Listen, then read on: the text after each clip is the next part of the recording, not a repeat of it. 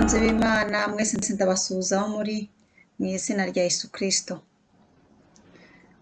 Ndashimira Imana ko yongeye kunshoboza gusangira ubutumwa bwiza hamwe namwe. Reka mbanze niragize amaboko y'Imana mbere yuko nsoma ijambo ry'Imana. Data wa twese uri mu ijuru, ndabanza kugushimira ko unshoboje muri kano kanya. Mwami, kano kanya n'akagaciro kuri jyewe.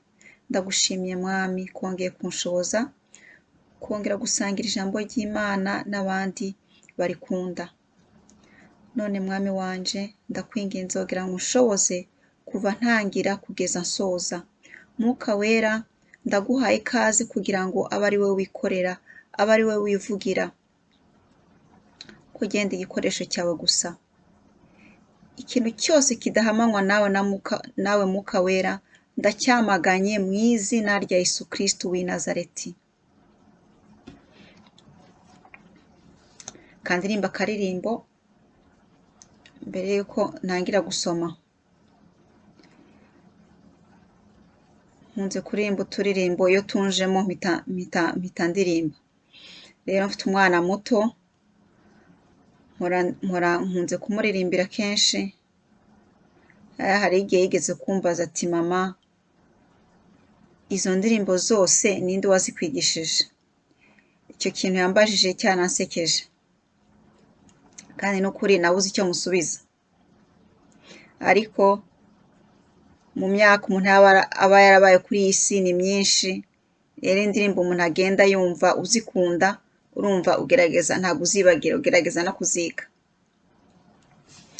Abamarayika n'ibizima bine bahora bahimbaza umwami Imana. Abakuru nabo n'amakamba yabo bikubita imbere y'Uhoraho baririmba. Mana ukwiriye icyubahiro, ukwiriye ishimwe, ubwiza n'imbaraga. Urera, urera, urera mwami Imana. Dore ubwoko bwawe duciye bugufi imbere yawe, dusingiza izina ryawe, dushimira ubuntu bwawe n'imbabazi zawe wagaragaje ku musaraba. Ntacyo tuzanye Mwami imbere yawe, uretse imitima yacu iciye bugufi iguhimbaza. Ukwiriye icubahiro, ukwiriye ishimwe, ubwiza n'imbaraga. Urera, urera, urera mwami Imana. Haleluya, haleluya, amen. Imana yacu irera. Uno munsi turasoma mu Itangiriro 37 kuva ku murongo wa mbere kugeza ku murongo wa 11. Hanyuma nimara gusoma kino gisomwa ndibuze gusigura kuko nasimbutse Itangiriro 36 n'Itangiriro 35 rihereza, nasimbutse kuko hari ibintu mbona atari ngombwa kubisoma ni byinshi, ariko ndagira resume kugira ngo dukurikirane neza ibyabaye, kugira ngo tudasimbuka. Ko ku bantu bafite inyota yo kumenya ibyanditswe muri Bibiliya nkanjye, ni byiza kumenya amateka ya Bibiliya, icyabaye kuva ku Itangiriro, umuntu ntagire icyo asimbuka. Ko ku bwanjye mba mbona ari uguhomba kumenya ibintu byanditse muri Bibiliya, kumenya ubwiru buri muri Bibiliya ni byiza cyane. Ni igitabo Imana yaduhaye, none natwe nk'abakristo tugomba kugikunda, kandi ni igitabo kirimo imigisha yose umwana w'umuntu ashobora kwiyumvira, kandi ni igitabo kitwegereza Imana, gituma dukomeza kwegera Imana yacu. Haleluya. Turasoma mu Itangiriro 37 kuva ku murongo wa mbere kugeza ku murongo wa 11. Dusome mu izina rya Yesu Kristo. Yakobo yari atuye mu gihugu cya Kanani. Bambe umutwe w'amagambo uravuga uti inzozi za Yozefu.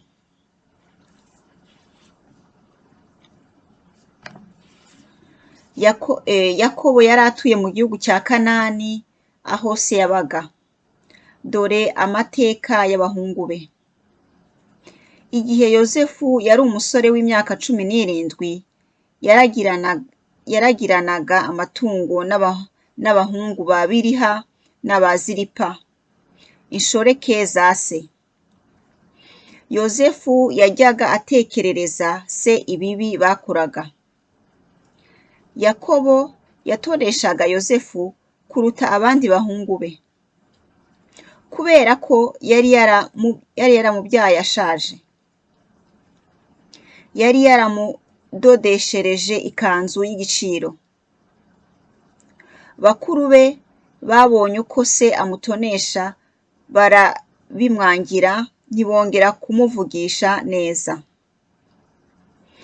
Ijoro rimwe Yozefu arota inzozi. Bukeye azirotorera bene se, bituma barushaho kumwanga. Yari yazirotoye agira ati, twari mu murima duhambira imiba, maze mbona umuba wanjye urahagurutse, imiba yanyu irawukikiza, irawunamira. Bene se baramubaza bati, ubwo uribwira ko uzaba umwami wacu koko ukadutegeka? Izo nzozi yabarotoreraga zatumye barushaho kumwanga. Ikindi gihe Yozefu arotorera bene se izindi nzozi agira ati, nongeye kurota mbona izuba n'ukwezi n'inyenyeri 11 binyunamira. Izo nzozi kandi azirotorera se ari kumwe na bene se. Se aramucyaha ati, izo ni inzozi ki? Uragira ngo jye na nyoko n'abavandimwe bawe tuzakwikubita imbere tukuramye? Bene se bamugirira ishyari, ariko Yakobo azirikana ibyo Yozefu yavuze. Iryo ryari ijambo ry'Imana. Amen.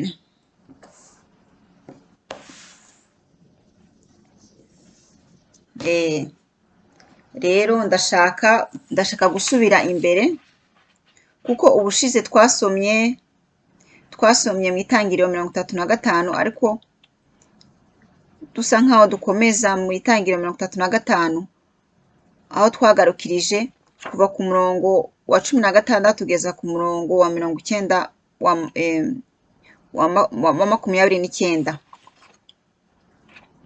Aho ngaho haravuga ukuntu Rasheli yabyaye umwana w'umuhungu. Rasheli yaje kugirirwa ubuntu abyara undi mwana w'umuhungu wa kabiri.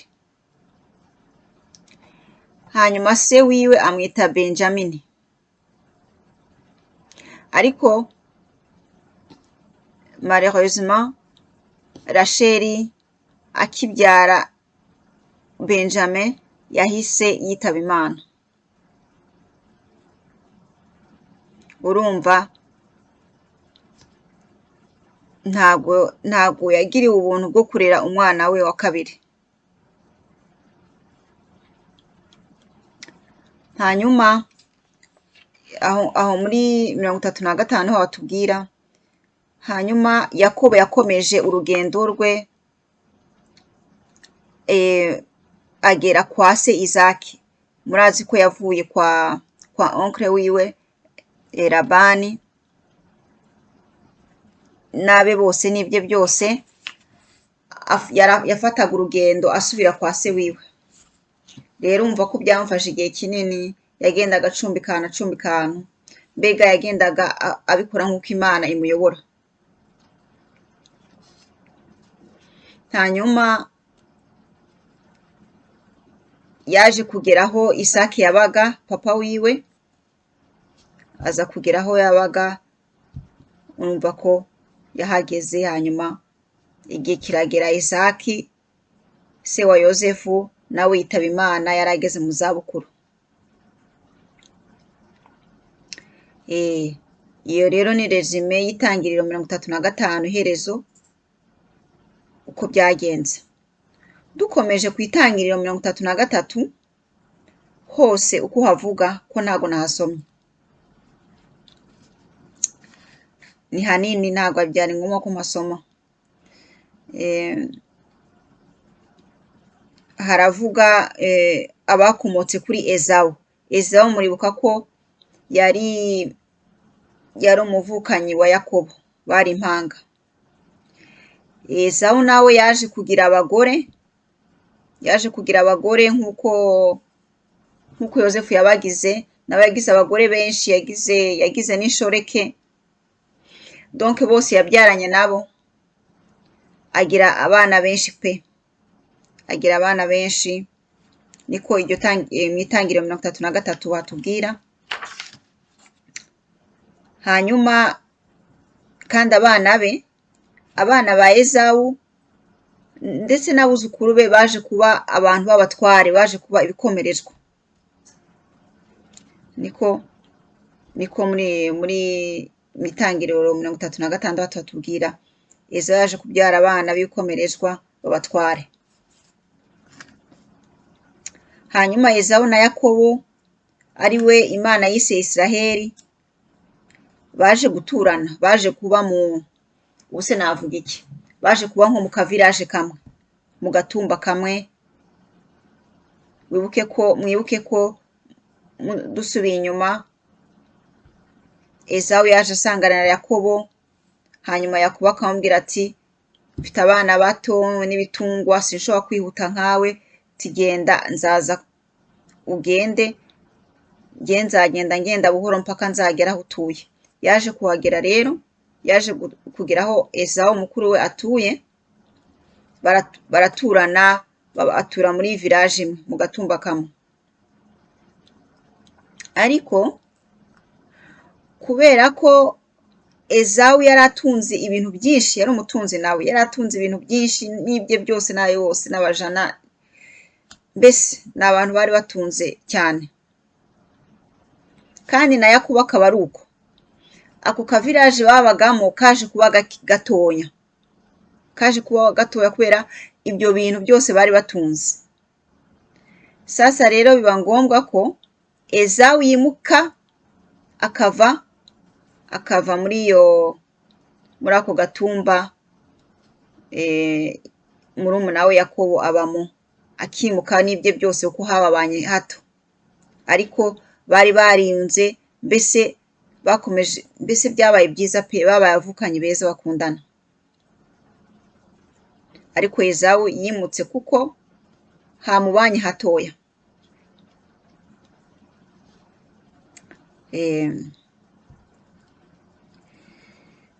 Hanyuma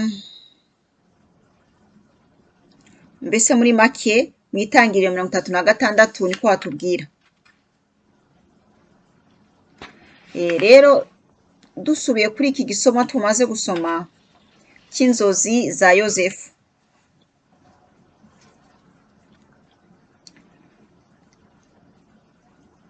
Inzozi za Yosefu murumva yozefu si yari yaramubyaye ageze mu zabukuru. yozefu yari afite abavukanyi benshi, ariko papa wiwe akamukunda. Yakobo batubwiye ko yamukundaga kurenza abandi bana be bose. Wumva ko yamushonesheje n'ikanzu nziza cyane, bene se bakamugirira ishyari. Twakwiyumvira impamvu Yakobo yakundaga umwana we Yozefu kurenza abandi bose, abandi be. Icyo ni ikintu niwe wenyine wari ukizi, yumvaga amukunze. Ariko nabyo byari bifite ingaruka mbi, kubera ko ufite abana ugakunda umwe kurenza abandi nabo bagira ishyari. Ibyo bintu ni ibintu tuzi bisanzwe, ariko nuko byari bimeze. Sasa twumvise neza uko igisomo ko cyari kimeze. Yozefu uretse ko na papa wiwe yamukundaga cyane, n'Imana nayo yari yaramutoranyije mu bandi bavukana bose. Uko se we yamufavorizaga, ni nako n'Imana yamufavorizaga. murumva icyo kintu?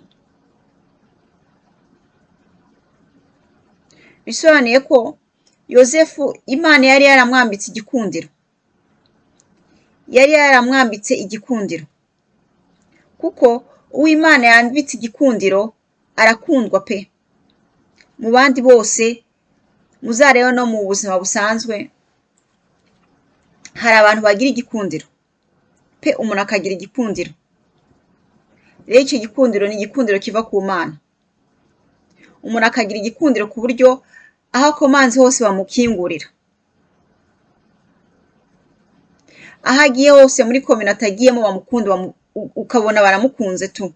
Murumva ibyo ngibyo ni iby'Imana, ni Imana ibitanga.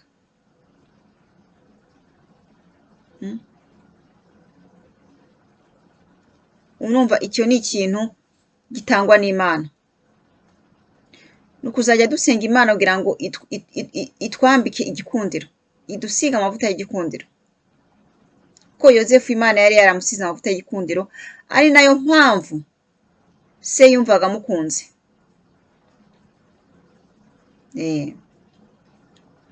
Rero Yozefu uko twabyumvise, Yozefu yageze ku myaka 17, Imana itangira kumuganiriza mu nzozi. Imana itangira kumwereka inzozi y'ibintu bizamubaho.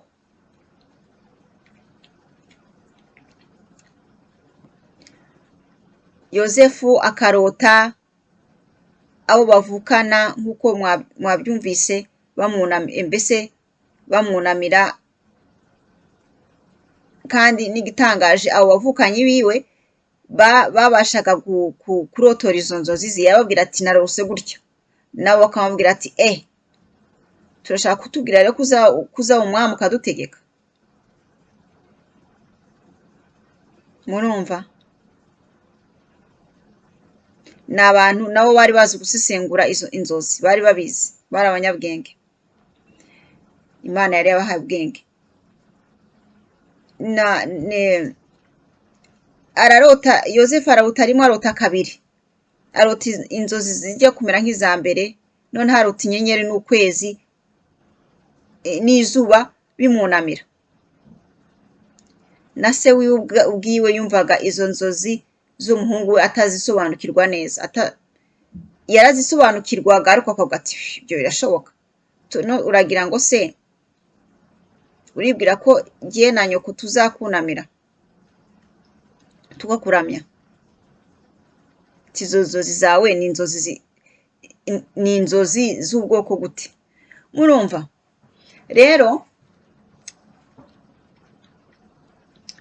inzozi ntago bari bazi ko Yozefu afite umuhamagaro w'Imana, ntago bari babizi, uretse ko Yozefu yababwiraga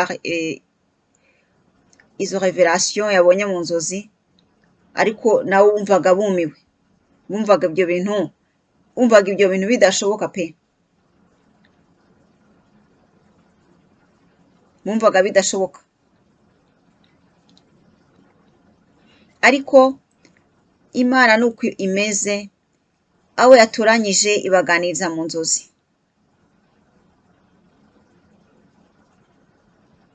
Ibaganiriza mu nzozi, ifite ukuntu iganiriza abana bayo. Urumva inzozi buriya zigira ibyiciro byinshi. Habaho inzozi zizanwa n'imiruho, habaho inzozi ziva ku Mana nk'izo Imana yatanze yahaye umuntu, hakabaho n'inzozi za Satani. Urumva muri make inzozi ziri ubwoko butatu. Rero nk'abantu ntago ariko bose abantu baryama ngo barote. Mpora numva ko hari abantu batanarota pe, baryama ariko ntibarote. Ariko abantu bagirirwa amahirwe yo kurota, ni ukuzajya twiga kumenya gusesegura inzozi, ko ari inzozi zazanywe n'imiruho, ko se ari inzozi zoherejwe n'Imana cyangwa se ari inzozi zoherejwe na Satani. Mbega tugasenga Imana ikaduha esprit de discernement yo kumenya inzozi twarose aho zituruka.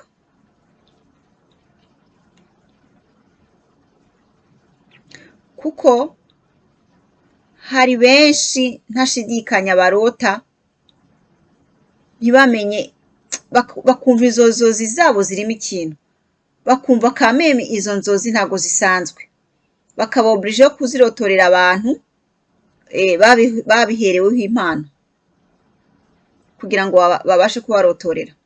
Murumva? Ariko n'Imana yonyine dusenze tugasenga Imana twavuga ati Mana, zino nzozi zashatse kumbwira iki? Imana ifite ububasha bwo kutwesplika inzozi twarose, cyangwa se hari n'abantu bafite izo mpano bakarotorera abandi, nabyo ni byiza. Murumva? Inzozi zihishe byinshi, zirimo byinshi.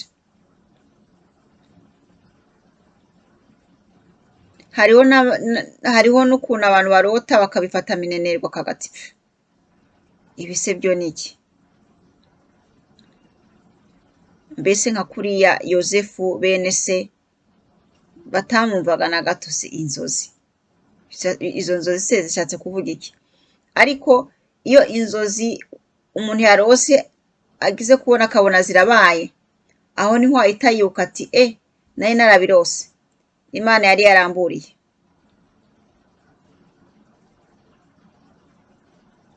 Urumva ni ugusenga Imana ikaduha esprit de discernement, ikaduha ubwenge bwo kumenya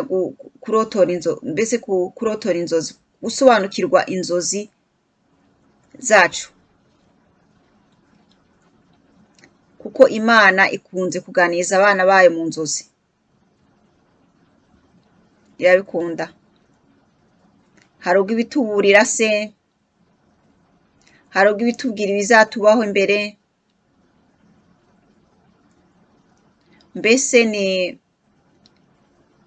ni sorte nyinshi cyane, ariko gusa gucikwa na message Imana iba ishaka guha umuntu, urumva ko ari uguhomba, urumva ko umuntu aba ahombye.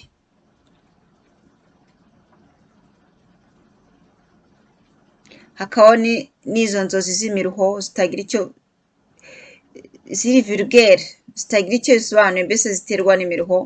Ariko hakabaho n'izindi Satani yohereza. Ni uko nguko bimeze muri isi tubamo. Satani iteza abantu inzozi imbi. Ukumva umuntu uti narose nabi, naraye mu nzozi mbi. Ibizozi ibi byose ni Satani biteza. Ibizozi bituma umuntu agira agahinda kenshi. Inzozi ziganisha mu byaha. Ibyo byose ni ibizozi bya Satani. Ni Satani iba yateje umuntu. Niyo mpamvu tugomba gusenga cyane, tugasenga kugira ngo iyo si y'umwijima itugendere kure. Hari benshi baryamye bakabyuka barwaye. Ukaryama uri muzima umeze neza ukabyuka urwaye. Donc hari amatake menshi spirituel mu isi y'inzozi. Ariyo mpamvu abana b'Imana tugomba kuba hange, tugasenga mu buryo bwose bushoboka, kugira ngo iyo si y'umwijima itugendere kure, kuko iyi si tubamo ni y'umwijima. Ariko umwijima ntabwo ushobora kuresista umucyo. Rero iyo turi mu masengesho no mu kwiyeza, umwijima utugendera kure. Suguha ko na abubaha Imana, abagendera mu bukiranutsi batarota nabi. Birabaho ukarota nabi. Birashoboka cyane ukarota nabi, atari uko udasenga, atari uko birashoboka. Ariko ni uguca umuntu akemera mu izina rya Yesu Kristo, ugakemera izo nzozi, ugakemera izo mbaraga z'umwijima, tukitwikiriza amaraso ya Yesu Kristo kugira ngo tube protege. Niyo mpamvu Imana yatubwiye ati nimusenge ubudasiba, nimusenge constamment, kubera ko yo ireba ibyo tutabona. Ngo ntiturwana n'inyama n'amaraso, ahubwo turwana n'ibikomerezwa byo mu isi y'umwijima n'imyuka. Turwana n'imyuka tutareba, ariko Imana yo irayireba. Niyo mpamvu Imana itubwira ihora idukebureka ati musenge ubudasiba, musenge kenshi kose bishoboka, kubera ko irazi ukuntu tugoswe. Irabizi neza ko ukuntu tugoswe n'isi y'umwijima, turagoswe. Mu gihe tudasenga, mu gihe tutambara imbaraga zo gusenga, murumva ko tuba turi muri danger. Dusome ijambo ry'Imana, twijukire gusoma ijambo ry'Imana.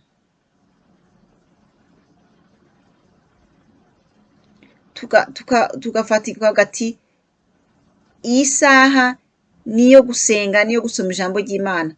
Ntihagire ikintu, mbese kuri iyi si uko bimeze, no muri ibihe birimo distraction nyinshi.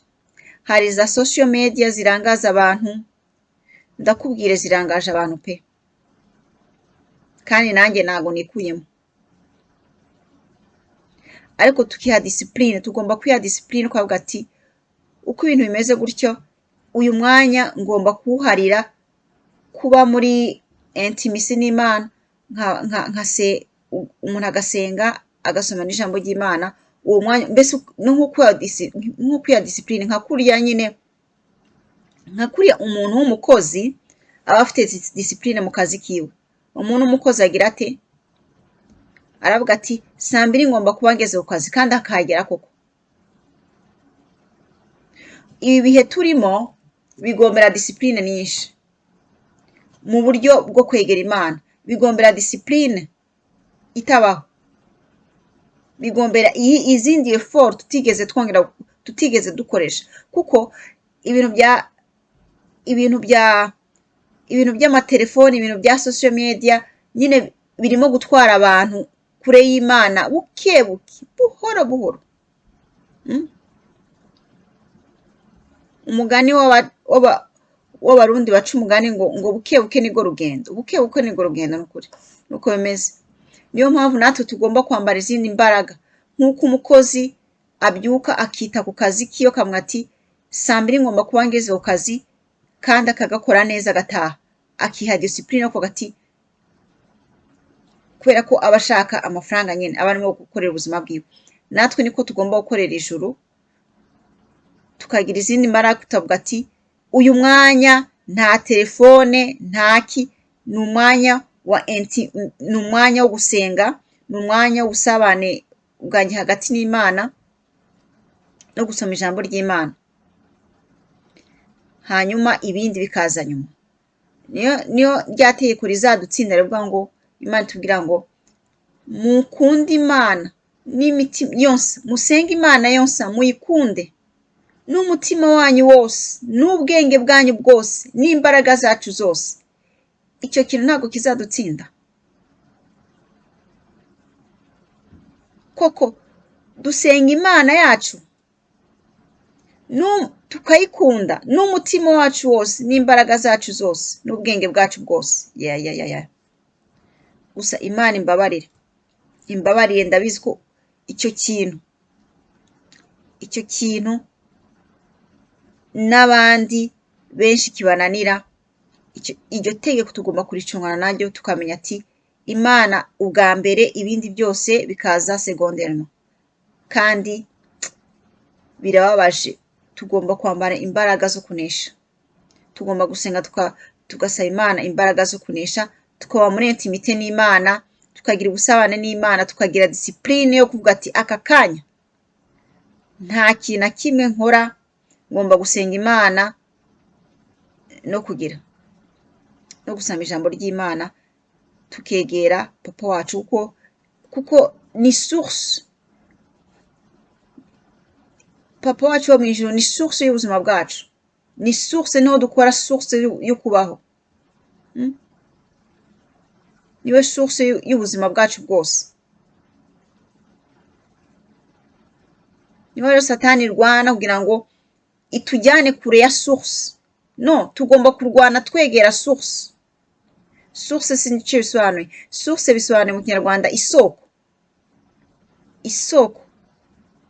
Twafata nk'isoko ry'amazi. Ntabwo umuntu yaba atanywa amazi.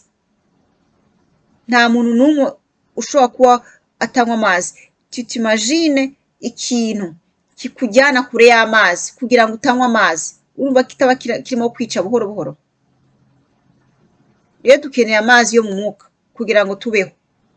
Dukeneye amazi yo mu mwuka kugira ngo duhembuke, imishaha yacu ihembuke. Kuko nitutanywa amazi tuzapfa buhoro, kandi nuko bimeze no mu buzima busanzwe. Iyo umuntu yanze kunywa amazi, ukanga kunywa amazi pe, ugenda upfa buhoro, ntabwo upfa ku kanya, upfa buhoro kandi ugapfa. Natwe nuko nguko mu buryo bwo mu mwuka bimeze. Uko tugenda kure y'amazi, tudashaka kunywa amazi, uko tugenda kure ya source, niko dupfa buhoro buhoro. Imana idufashe kugira ngo turwane n'icyo kintu gituma tujya kure y'amazi y'ubugingo.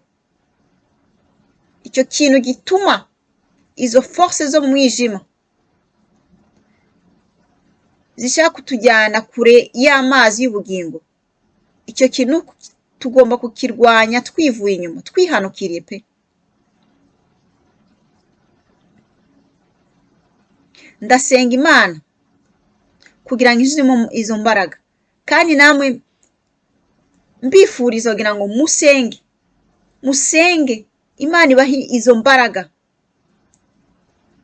zo kwegera source, zo kuba iruhande rwa source buri munsi, tunywa amazi kugira ngo tubeho. Nitutanywa amazi tuzapfa. Uwiteka abagirire neza, akomeze Saint Esprit ikomeze kubigisha iryo jambo kugira ngo jyewe namwe tubashe guhembuka, kugira ngo jyewe namwe tubashe kugira ubundi buzima bushya muri Kristo bushimishije. Nyagasani abagirire neza, abarinde mwese aho muri. Ndabakunda. Bye bye.